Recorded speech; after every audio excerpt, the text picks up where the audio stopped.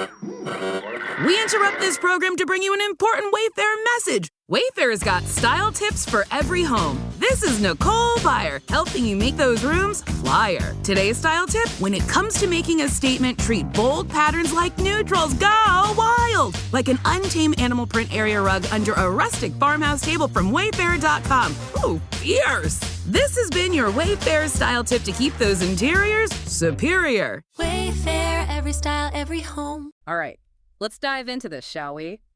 Daredevil. We're talking Daredevil, born again on Disney Plus Bunner. And look, you came to the right place. We've got articles, reviews, wikis, you name it, all to get you prepped for this. Now, this isn't a reboot or anything. We're picking up right where the Netflix show left off. Yeah, I've got to say, they really nailed the tone. This is dark, gritty, very much in line with that original series that everyone loved. And picking up after the events of that show, I think, adds a layer of mystery, especially for those who've been following Daredevil's journey so far. Totally. And hey, speaking of familiar, we're not messing around with recasts or anything here. Charlie Cox, he's back as Matt Murdock, our Daredevil. But something's different. It feels like right off the bat they decided to, shake things up a little. Oh, absolutely. I mean, the death of Foggy Nelson, that's huge. Yeah. It immediately sets the stage for something darker, more intense, wouldn't you say? Yeah. And it's not just any death, it's Bullseye. He's behind it all, which adds a whole other layer of tragedy to Matt's story. Wow, okay, that's heavy. No wonder they call it Born Again. It's like he's starting from scratch almost. So how does Daredevil even begin to deal with that kind of loss? Well, that's what this series explores, and it does it really well. I mean, we see Matt step back from being Daredevil completely. For a whole year, he's grappling with guilt, with grief. It forces him to look at everything he's done, everything Daredevil has done, and question if it's all been worth it. A whole year? Man, that's not the Daredevil we know. Shows you how deeply this affects him.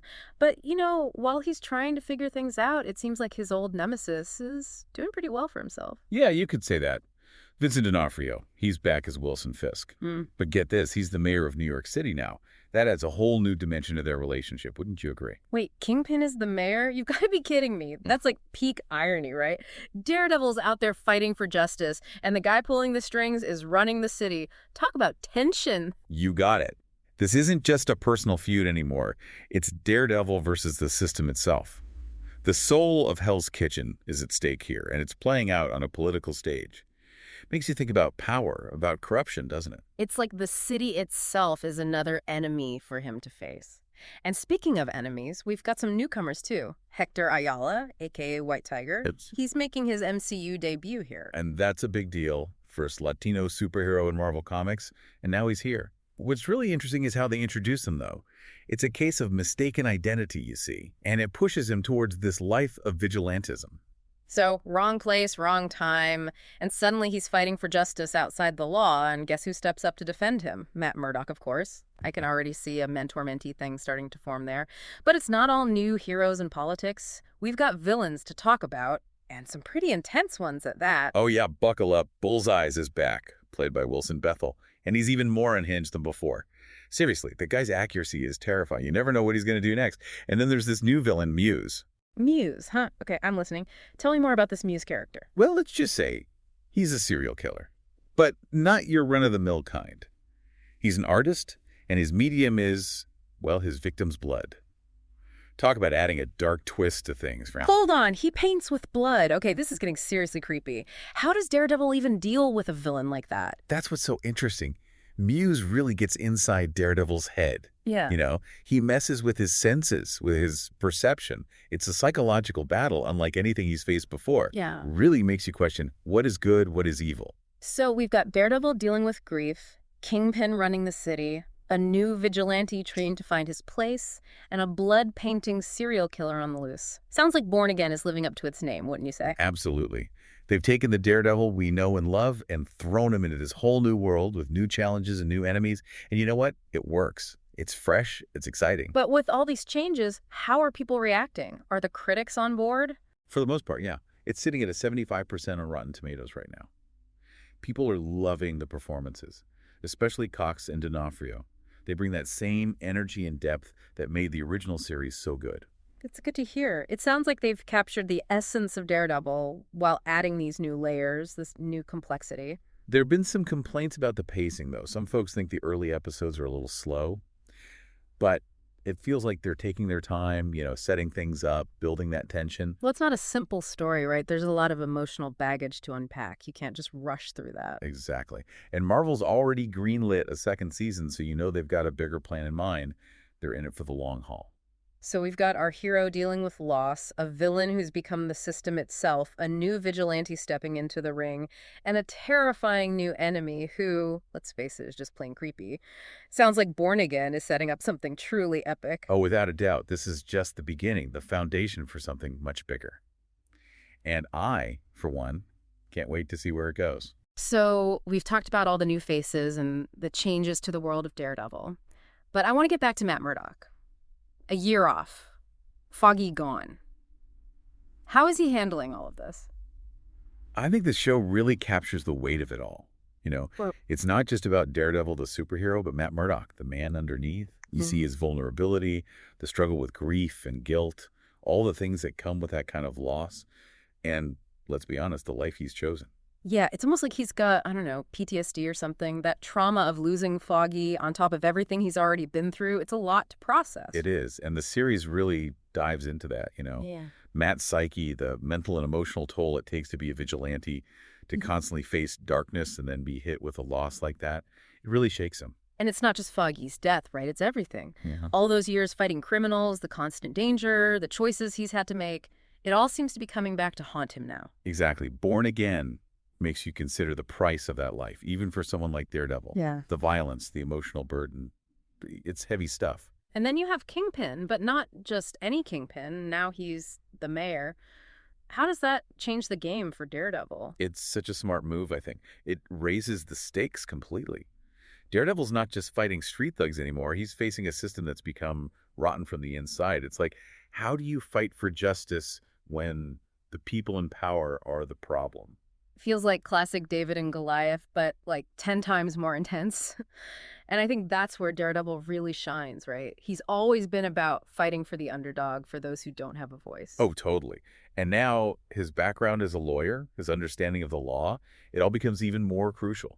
He can't just punch his way out of this one. He needs to be smarter, more strategic. He's a symbol of hope, especially when the city itself seems to be losing its way. It's not just brute force anymore. It's about exposing the truth, about using the system against itself. But look, this is still Daredevil we're talking about. I'm assuming there's still plenty of action, right? What are the fight scenes like in Born Again? Oh, they don't disappoint. The action is as brutal and realistic as ever, but there's a difference, a rawness to it this time. It reflects Matt's state of mind, Yeah. Like every punch has extra weight behind it. So it's not just mindless fighting. It's driven by something deeper, by the characters' emotions, their struggles, their desire for justice, for revenge, for something. Yeah, the choreography is amazing, but it's the context that really makes it work. You see Daredevil's rage, his grief, his determination. It all comes out in those fights. Okay, let's shift gears for a minute. We talked about White Tiger and Muse earlier. How do they fit into all of this? What role do they play in this whole Daredevil puzzle? Well, White Tiger, he brings that fresh perspective on vigilantism I mentioned. He's young, idealistic, maybe even a bit naive. His journey is all about figuring out what justice means, especially when you're operating outside the law. It's almost like seeing a younger version of Daredevil, you know? All that passion, that drive to make a difference, but still figuring things out. A great way to bring in a new generation to the Daredevil world, wouldn't you say? Absolutely. And then you have Muse. Talk about unsettling, the way he's introduced his whole art thing. It's just creepy, man. But it also pushes Daredevil in a way we haven't seen before. It's a psychological attack, a battle of wills. He's like a walking nightmare, isn't he? His art, if you can even call it that, it reflects this twisted view of the world. Makes you wonder about the dark side of creativity, you know? What happens when someone that disturbed has talent? And Muse is smart. He understands how Daredevil's senses work, how to use them against him. That creates a unique kind of fear, a different kind of danger for Daredevil. Definitely a battle of wits, as much as physical strength. And given where Matt's at mentally, emotionally, Muse is a huge threat, not just to his body, but to his mind. Exactly. He makes Daredevil question his own sanity, his perception of reality. And that's terrifying, especially for someone who relies on his senses so much. So, hero fighting his inner demons, villain who's now the system itself, a new generation of heroes and villains.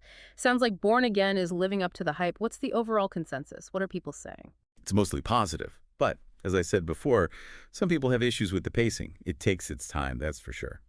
But I think that works in its favor. Yeah, it's not your typical action fest. There's a lot of depth here, emotional complexity. You need time for that to breathe. Totally agree. And remember, this is just the first season. It's a multi-season arc, so they're clearly setting the stage for something much bigger.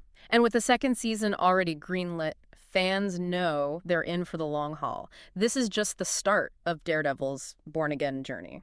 Exactly. They've planted the seeds for a story that could explore everything. Heroism, justice, what it means to be human, all of it. Okay, welcome back to our deep dive. We've hit the plot, the characters, all the action, but now it's time to get into, I think, what really makes this show tick. The themes. Born Again isn't just about Daredevil beating up bad guys. This one goes deeper. We're talking loss, redemption, and what justice even means when the world feels so broken. Yeah, and what I really appreciate is how they bake these themes into every part of the story. It's not just background noise, It's at the heart of what Matt Murdock's going through. He's not just battling villains, he's battling himself, his own soul. Right, and the city, New York, it's like it mirrors Matt's internal state. Kingpin as mayor, this whole Muse situation, even White Tiger trying to figure out where he belongs. Yeah. It all ties back to this idea of a broken system, and not just legally, morally, too. And that's where losing Foggy hits so hard, right? It's not just grief, it's a crisis of faith for Matt.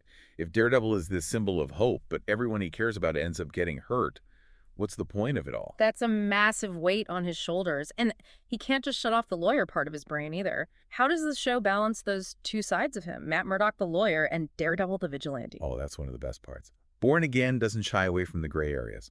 Is Matt doing the right thing? Are his methods actually just? Is he becoming part of the problem? He's wrestling with those questions constantly. And it's got to be even harder now with Kingpin in charge. It's like the whole system is rigged. How do you fight for justice when the guy defining what justice even is the one you're trying to take down? That's the core dilemma. And it goes beyond superheroes. It's a question for all of us, right? What do we believe about right and wrong? When do the ends justify the means? It's making us think. And it's not just the writing that's doing the work. Visually, there's some really cool stuff happening. The use of shadows, the way they frame Daredevil, almost trapped. You can tell it's all very deliberate. Oh, yeah. The cinematography is beautiful. The shadows, they represent the secrets, the corruption hiding beneath the surface. Yeah. And the way they shoot Daredevil, yeah, it's like the weight of everything is closing in on him. You can feel it.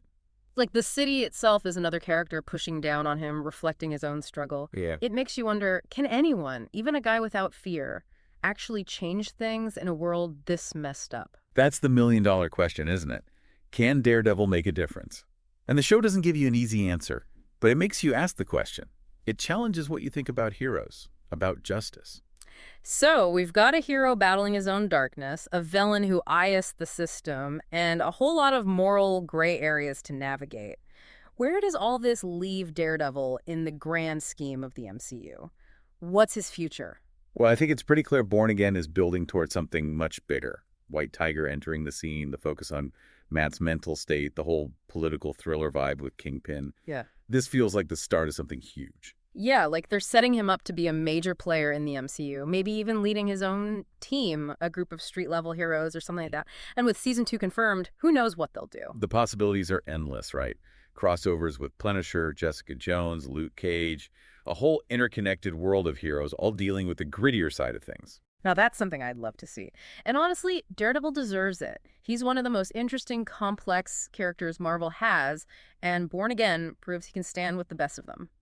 So, to sum it all up, Daredevil, Born Again, it's more than just a superhero show. It's a psychological drama, a look at justice and morality, and visually, it's stunning. It makes you think, it sticks with you long after you're done watching, and leaves you wanting more. And for you listening out there, here's something to consider.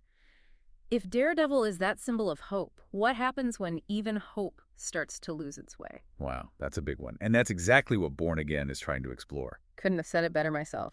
Until next time, stay safe out there, and remember, justice might be blind, but it always finds a way. Today is your lucky day. Today is the day that our $3 website works for you, paying you directly to your PayPal daily. Imagine $3 ongoing continuous payments to your PayPal account. Imagine falling asleep and waking up to $300 in your PayPal account. How would this make you feel? How could this help you?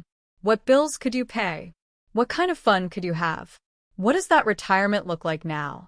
All for a one-time payment of $3. This website is DFY done for you, fully built and completely hosted, and never stops collecting payments for you.